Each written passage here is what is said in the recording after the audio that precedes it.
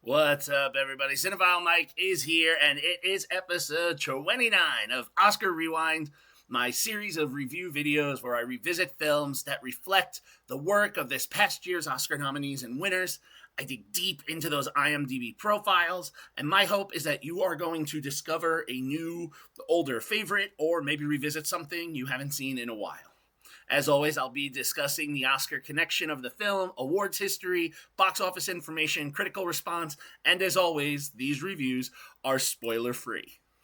So, we are in the midst of the wonderful Beat the Heat with Double Rewind. You are getting 4 episodes every week now through the end of August. But before we jump in, do me a favor, click that subscribe button. You definitely want to be a part of all the cinematic goodness that is here. Today, I am looking at Kino Lorber's 2013 thriller, and oddly, 12 years later, still tragically very timely, Manuscripts Don't Burn. Written and directed by Mohammad Rasoulof, the film, once picked up by Kino Lorber, had a small domestic release in the summer of 2014 and reports a domestic and worldwide total of $6,295. Not much, but this film was received well. According to Rotten Tomatoes, the film currently sits with a 93% critical rating from 27 reviews and a 79% popcorn meter coming from over 250 audience reviews. Now, award season-wise, Manuscripts Don't Burn won the Grand Prix at the Luxembourg City Film Festival, the Political Film Award at the Hamburg Film Festival, and won a Special Mention Don Quixote Award at the Fribourg International Film Festival, which also nominated the film for the Grand Prix. And it also had some recognition at the Cannes Film Festival as well. A nominee for the Un Certain Regard Prize in the same vein, it won the Fipresci Prize for Un Certain Regard from the International Federation of Film Critics at the Cannes Film Festival. So why is this film here? Well, like yesterday's international film, we talked about The Hereafter. Today, we're looking at writer-director Mohammad Rasoulof, who, again, was not directly nominated for the Oscar. He did write and direct international film entry The Seed of the Sacred Fig, which received various accolades this year, including the Fipresci Prize this year, so Rasoulof took that one again, as well as nominations at the BAFTAs, the Critics' Choice, the British Independent Film Awards, among so many others in different festivals. Now, for my review of that 5-star riveting film, The Seed of the Sacred Fig, you can find it as part of International Week that was done in the Awards Season Reviews Season 3 playlist. But let's go back. Manuscripts Don't Burn is Rasulof's look reflecting some tragic events in Iran's history. Really quick, it should be known that, like The Seed of the Sacred Fig, much of, if not this entire film, was shot in secret and, kind of snuck out of the country. And for the protection of the performers here, they are all credited as anonymous for the most part. So normally, when I do these reviews, I reference characters and the actors playing them. For this, I'm only going to refer to them by the characters that they play, just so we're clear. So if you're wondering, well, where are these performers? Some of them you may have to dig a little deeper. But let's get into it. From the jump, we see the team of Khosrow and Morteza. Not choosing to be a very talkative pair, we see they are in the midst of something, as in one of the opening shots, Khosrow gets into the car with a bloody handprint across his neck as the two men drive off. Through a series of events, we learn that these two work for another individual, a very well-dressed Haj Saeed, who has his own dark past and now is using these two to help him, along with others, track down a group of 21 writers who have been a part of, and in some cases documented, a situation that occurred years ago, but with said information being out there, could be damning against the Iranian government.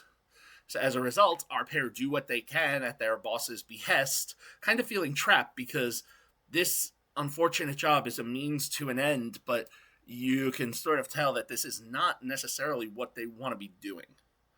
Now, of the two, we don't learn too much about Morteza, but we do learn that Khosrow is really up against the clock because he's constantly, while they're doing this work, asking for money, asking for money. Why does he need the money so bad?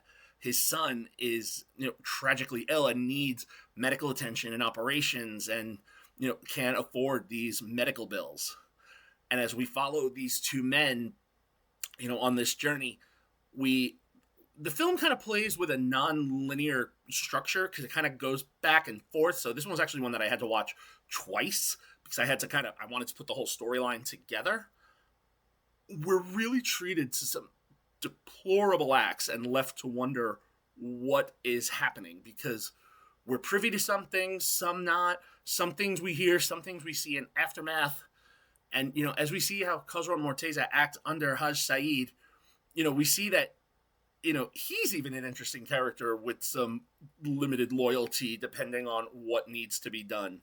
And as we follow this, we really get a fascinating look at the sociopolitical time in which Iran was in when this film was made, and in some parts of the world, and I don't get too political here, but not my brand, but I'm going to say many places still, even maybe a little closer to home, questions of censorship and what you can say, people not feeling safe to come forth, and the ramifications. This film really hit on all cylinders. So it may be a little too timely for some people, kind of the way they've been talking a little bit about Ari Aster's Eddington, which, again, very timely and maybe too soon. But I digress. As he did with the seed of the sacred fig, Rasoulof does not shy away from anything. He himself has an interesting past. If you want to look into it for being persecuted for what he was doing as a filmmaker, he has a very interesting history. Look, he wants the audience to know exactly what we're watching, the impact that society has on filmmaking. Again, as I said before, this film was made in secret. They wanted to protect the cast and the crew before the product was released. Like I said, I watched this one twice. Some of the plot gets a little confusing when we do some of the time jumps, but there's enough there to keep you wondering. And again, while some people will say, I should be able to see a film once and capture it, not so much the case with this, and even the same with Seed of the Sacred Fig. These are the films that are really good if you go back and rewatch them more than once to really see the story. And this one is so fascinating, because it's like they're after this manuscript that's going to reveal everything. Now, for those of you that may be familiar with the history, may be familiar with some of the circumstances that inspired this, I'm going to leave that out because I want you to go and watch this one.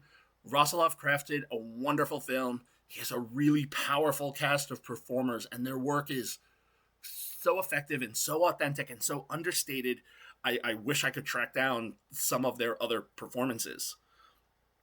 Given the severity of the situations that they're in and Rasulov's direct approach, there are almost some elements that don't really feel cinematic, but almost, I don't know if I'd want to say documentary-like, because then I'd be a little too disturbed.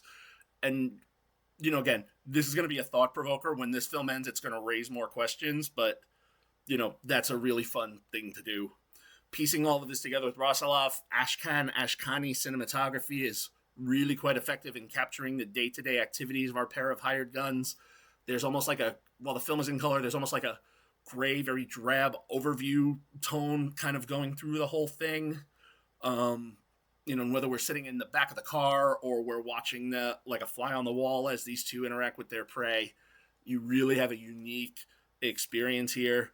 You can almost taste the disdain that Rasoulof has when it comes to some of what he's depicting. And while you might even feel sympathy for certain characters, it's not really going to last particularly long. While the film kind of rushes its conclusion a bit, the journey is one to take. And look, this is a film to look at, especially if you're really a fan of, these slow burn mystery thrillers. This film effectively walks the line between, a fictional narrative and what is historical. And what is true or not will really be left to the eye of the beholder, depending on how much you know about the circumstances. Again, third one in a row, powerful 4-star film, deserves to be seen, may hit home a little too closely given some of our current events. But look, sometimes the cinema, even if it's too close to our lives, it's great to escape into. If you would like to catch Manuscripts Don't Burn, currently, as of this recording and posting, it is exclusively on Kino Lorber's own film collection streaming site.